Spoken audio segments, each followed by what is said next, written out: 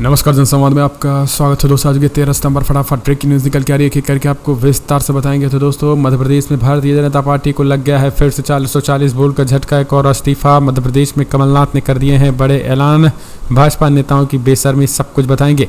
इस बीच दूसरी बड़ी अपडेट में आपको बताएंगे दोस्तों, जहां आखिरकार महाराष्ट्र के दंगे की कुछ खबर निकल के आई है। तीसरी खबर में आपको बताएंगे मोनू मानेसर फूट फूट कर रोया। जी हाँ, दरअसल आपको बता दें, पुलिस रिमांड में रोया, मोनू मानेसर हुआ गिरफ्तार, लग गया है तगड़ा झटका। चौथी खबर में आपको बताएंगे आज टीम इंडिया की बड़ी बैठक हो रही है। जी हाँ, बताएंगे आखिर कैसे इंडिया की बैठक ने बढ़ाई मोदी सरकार की मुश्किलें। इस बीच अगली बिग ब्रेकिंग न्यूज़ निकल के आई है दोस्तों, जहाँ आखिर क्यों नागालैंड विधानसभा ने प्रस्ताव पारित कर दिया है, खास करके UCC के खिलाफ, ये भी हम आपको बताएंगे।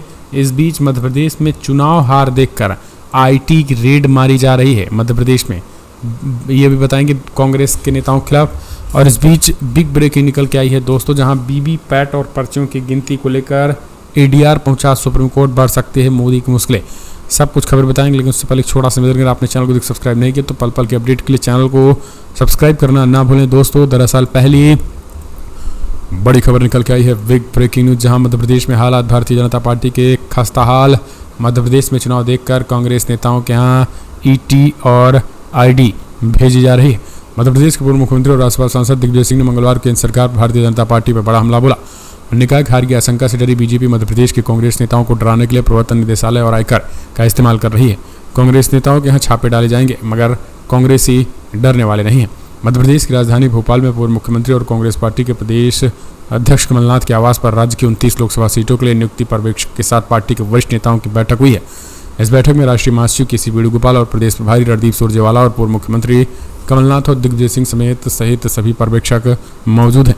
और आपको बता दें, यहाँ पर कमलनाथ ने गंभीर आरोप लगाए हैं, उन पर ED और IT की रेड डाली जा रही है, और यही कारण है कि इस पूरे मामले में जो है वो उन्हें तगड़ा झटका लगता हुआ दिखाई दे रहा है। तो दोस्तों, कमेंट्स माध्यम से अपने सुझाव दें, मध्य प्रदेश में क्या कुछ कहा गया है वो सुनिए। हरियाणा पुलिस ने मोनू मानेसर को हिरासत में लिया गया है। बिग ब्रेकिंग, जहां 8 महीने से था फरार, राजस्थान पुलिस को सौंपा गया 14 दिनों की न्यायिक हिरासत। मोनू मानेसर को 14 दिनों की न्यायिक हिरासत में भेज दिया गया है। बजरंगल के मोनू मानेसर को हरियाणा पुलिस द्वारा हिरासत में लेने के बाद आधिकारिक तौर पर गिरफ्तार कर लिया गया, जिसके बाद नूंह में सुरक्षा व्यवस्था कड़ी कर दी गई। ADG लॉ एंड ऑर्डर ममता सिंह के मुताबिक अगस्त के महीने में मोनू मानेसर ने सोशल मीडिया पर एक भड़काऊ पोस्ट डाली थी। इस मामले में नूंह पुलिस ने मोनू मानेसर को गिरफ्तार कर लिया। गोरक्षक मोनू मानेसर को पुलिस ने मंगलवार को हिरासत में ले लिया, जिसके खिलाफ बीते फरवरी में 2 मुस्लिम व्यक्तियों की हत्या के लिए राजस्थान पुलिस ने मामला दर्ज किया था। कुछ लोगों ने उस पर नूंह में हुई हिंसा के लिए भीड़ को उकसाने का आरोप लगाया था। इस पूरे मामले में आपको बता दें, एक वीडियो में कथित तौर पर उन्हें सादे कपड़े पहने हुए लोगों को हिरासत में लेते हुए दिखाया गया। मानेसर का असली नाम मोहित यादव है और नूंह में 31 जुलाई की हिंसा से पहले 23 को एक वीडियो सामने आया था। हालांकि अब इस पूरे मामले में गिरफ्तारी के बाद जो है उनको न्यायिक हिरासत में जेल जो है वो भेज दिया गया है। लेकिन सबसे बड़ी बात यह है कि क्या कोई गंभीर धाराएं लगाई जाएंगी, क्या राजस्थान पुलिस को सौंपा जाएगा, या फिर महज खाना पूर्ति है? इसके सवाल का जवाब हम आपको बता देते हैं। इस पूरे मामले में जो है दोस्तों, अब राजस्थान पुलिस एक्टिव हो गई है और राजस्थान पुलिस को सौंपने की तैयारी चल रही है। असल में खाना पूर्ति तो हरियाणा पुलिस कर ही रही है, लेकिन राजस्थान पुलिस लगी हुई है कि इसको तत्काल जो है वो एक्शन लिया जाए। एक और अपडेट निकल के आई है दोस्तों, बिग ब्रेकिंग, इंडिया की समन्वय समिति की पहली बैठक आज। G20 खत्म होते ही इंडिया ने बढ़ाई मोदी की मुश्किलें। दरअसल विपक्षी दलों के गठबंधन INDIA की 14 सदस्यीय समन्वय समिति की पहली बैठक 13 सितंबर यानी आज नई दिल्ली में होने जा रही है। NCP सुप्रीमो शरद पवार के आवास पर होने वाली इस बैठक में गठबंधन की रणनीति और भविष्य के कार्यक्रमों की रूपरेखा तैयार की जाएगी। 2024 के लोकसभा चुनाव में एकजुट होकर भारतीय जनता पार्टी के नेतृत्व वाले NDA का मुकाबला करने के लिए 2 दर्जन से अधिक विपक्षी दलों ने INDIA का गठन किया है।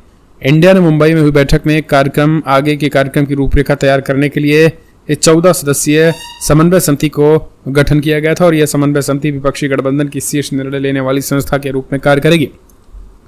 रविवार को समन्वय समिति के सदस्य और तृणमूल कांग्रेस के महासचिव अभिषेक बनर्जी ने दावा किया है कि ED ने उन्हें 13 सितंबर को बैठक के दिन ही पेश होने के लिए समन भेजा है। इसको लेकर उन्होंने PM पर कटाक्ष भी किया और उन्हें X पर पोस्ट भी किया है। सीधे तौर पर आपको बता दें, इंडिया की जो बैठक है और इस सब इंडिया की समन्वय समिति की पहली बैठक 13 सितंबर को शरद पवार के आवास पर होगी, जिससे मोदी की मुश्किलें बढ़ गई हैं। एक और अपडेट, संसद के विशेष सत्र में UCC लाने की तैयारियों के बीच नागालैंड ने विधानसभा में समान नागरिक संहिता के खिलाफ प्रस्ताव किया पास। राज्य को छूट देने की सिफारिश, यहां पर नहीं लागू होगा यूसीसी। नागालैंड विधानसभा मुख्यमंत्री नेफ्यू रियो सहित सभी सदस्यों द्वारा यूडब्ल्यूसी का कड़ा विरोध किए जाने के एक दिन बाद मंगलवार को सदन ने इस प्रस्तावित कानून के खिलाफ सर्वसम्मति से प्रस्ताव पास कर दिया है। आपको बता दें, मुख्यमंत्री यूसीसी के खिलाफ प्रस्ताव पेश किए जाने के बाद सदन ने सर्वसम्मति से इसे पारित कर दिया गया है। दरअसल आपको बता दें, मोदी सरकार जो है वो यूडब्ल्यूसी की तैयारी लाने की तैयारी कर रही है। खबर ये निकल के आई है कि इस आपात बैठक में कुछ लोग ये भी कह रहे हैं कि यूसीसी पर भी कानून लाया जा सकता है इसी मुद्दे को लेकर के, ताकि 2024 को लेकर माहौल बन सके और मुसलमान जब इसका विरोध करेंगे सड़कों पे तो ये बीजेपी के पक्ष में जाएगा। और यही तैयारियों के बीच जो है वो अब खबर निकल के आई है कि कई राज्य ताबड़तोड़ तरीके से इस कानून के खिलाफ प्रस्ताव पास करने लगे ताकि उस राज्य में ये इंप्लीमेंट ना हो सके। एक और अपडेट, मणिपुर के कांगवाई में फायरिंग, 3 की मौत। भाजपा के 23 विधायक अलग प्रशासन के विरोध में संकल्प पत्र लाए, इसमें सीएम के साइन नहीं, जोरदार विरोध, लगी आग, 3 की मौत। मणिपुर के कांगपोकी में मंगलवार को एक बार फिर से 12 तारीख को फायरिंग में 3 लोगों की मौत हो गई।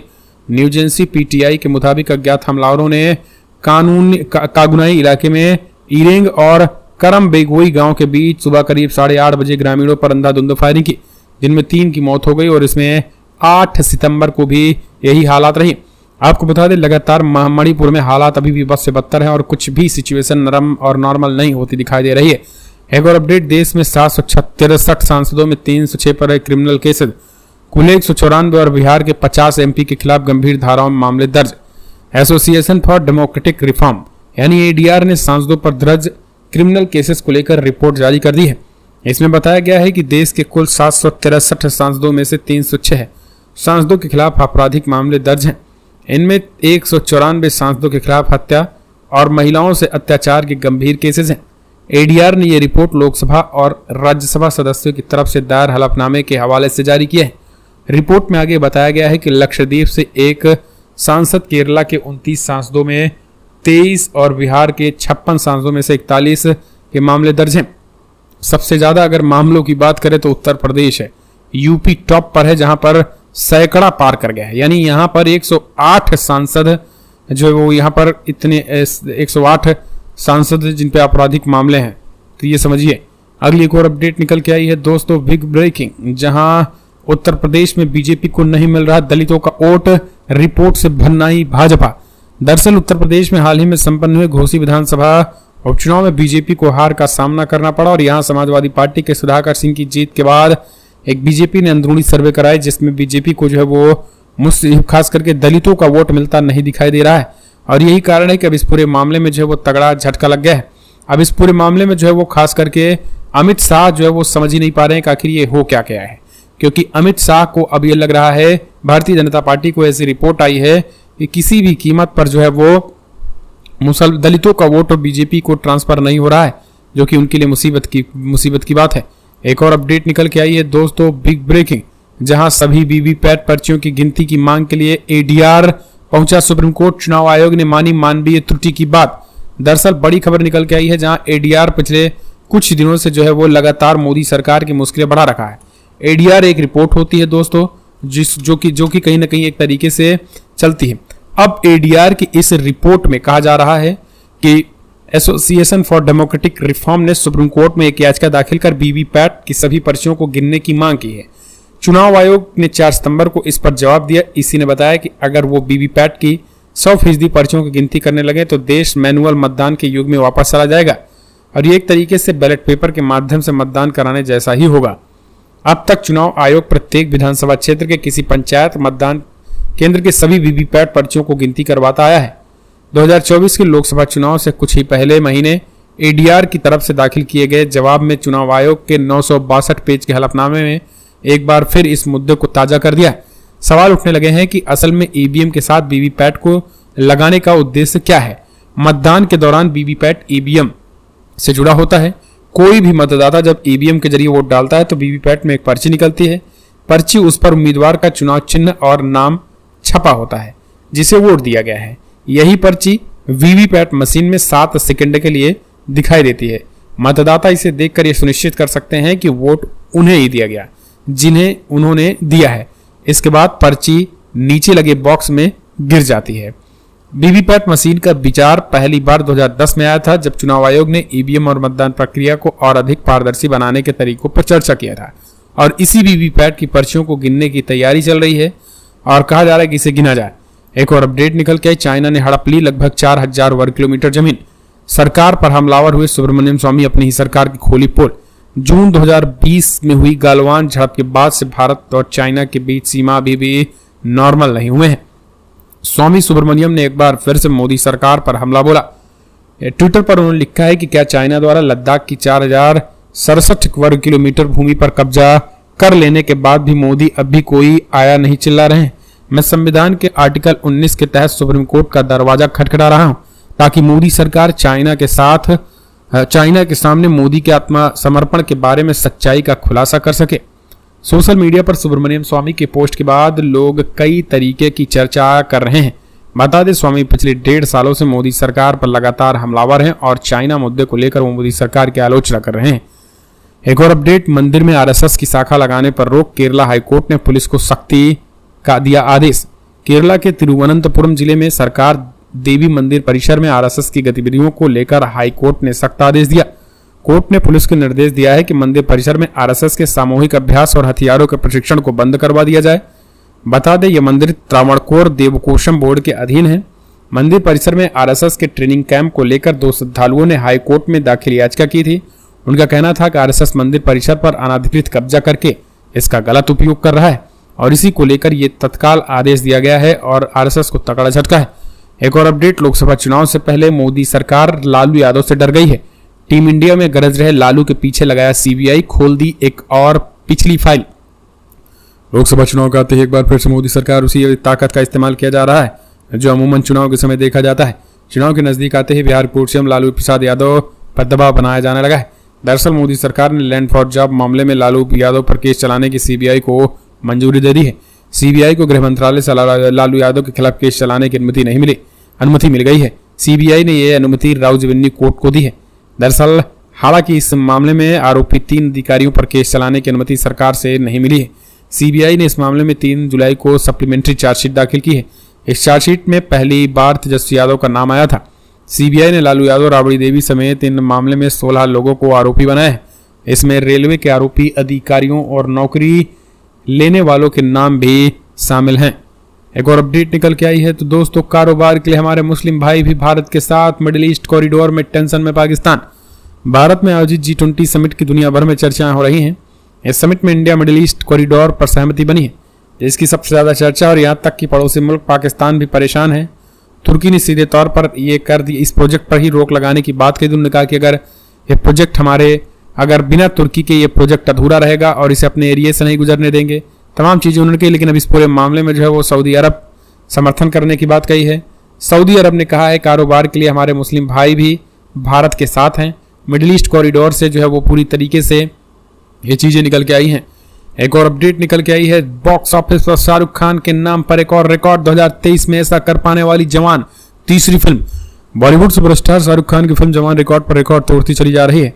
फिल्म का अभी तक कुल कलेक्शन 316 करोड़ रुपए के लगभग हो चुका है और इसी के साथ ये साल 2023 की तीसरी ऐसी फिल्म बन चुकी है जिसके 300 करोड़ रुपए क्लब में कदम रख दिया है। आपको बता दें, इससे पहले शाहरुख खान की फिल्म पठान और सनी देओल की फिल्म गदर 2 के नाम पर यह रिकॉर्ड दर्ज था। एक ही साल में 300 करोड़ रुपए से ज्यादा की कमाई करने वाली लगातार 2 फिल्में देकर शाहरुख खान ने उन लोगों के मुंह पर तमाचा जड़ दिया है जो कह रहे थे कि शाहरुख खान का स्टारडम खत्म हो गया है। आपको बता दें, बैक टू बैक कई फिल्में फ्लॉप होने के बाद शाहरुख खान ने इंडस्ट्री से कुछ सालों का ब्रेक कर लिया था। अब जब वो वापस आ गए हैं, लगातार हिट फिल्में देते चले जा रहे हैं। बात कमाई और रिकॉर्ड्स की करें तो साल 2023 में आई शाहरुख खान की फिल्म पठान ने 543 करोड़ रुपए का नेट कलेक्शन किया था। सनी देओल की फिल्म गदर 2 भी अभी तक 515 करोड़ रुपए नेट बिजनेस कर चुकी है। एक और अपडेट निकल के आई है, कर्नाटक सरकार ने गलत सूचना फैलाने के बाद आज तक के सुधीर चौधरी के खिलाफ लिया तगड़ा एक्शन। कर्नाटक सरकार ने हिंदी न्यूज चैनल आज तक के न्यूज एंकर और पत्रकार सुधीर चौधरी के खिलाफ कानूनी कार्रवाई करने की चेतावनी दी है। उन अल्पसंख्यकों के लिए वाणिज्यिक वाहन सब्सिडी योजना के बारे में जानबूझकर और दुर्भावनापूर्ण गलत सूचना देने का आरोप है। विचाराधीन योजना में 4.5 लाख रुपए से कम घरेलू आय वाले धार्मिक अल्पसंख्यकों के लोगों को वाणिज्यिक वाहन खरीदने के लिए 50% सब्सिडी देने का वादा किया गया है। कर्नाटक में 5 समुदाय हैं जिन्हें धार्मिक अल्पसंख्यकों के रूप में वर्गीकृत किया गया है। मुस्लिम, ईसाई, जैन, बौद्ध, सिख और पारसी। कर्नाटक के अधिसूचना प्रौद्योगिकी और जैव प्रौद्योगिकी मंत्री प्रियंक खड़गे ने मंगलवार को सोशल मीडिया पोर्टल एक्स पर कहा कि आज तक के एंकर जानबूझकर सरकारी योजनाओं का गलत सूचना फैला रहे हैं, जिसे सबसे पहले भाजपा सांसदों ने शुरू किया था और अब मीडिया ने इसे फैलाना शुरू कर दिया है। इस तरीके की दुर्भावनापूर्ण पर सरकार तत्काल कानूनी और आवश्यक कार्रवाई की जाएगी। ऐसे पत्रकार अपने आप में झूठा खबर न फैलाएं।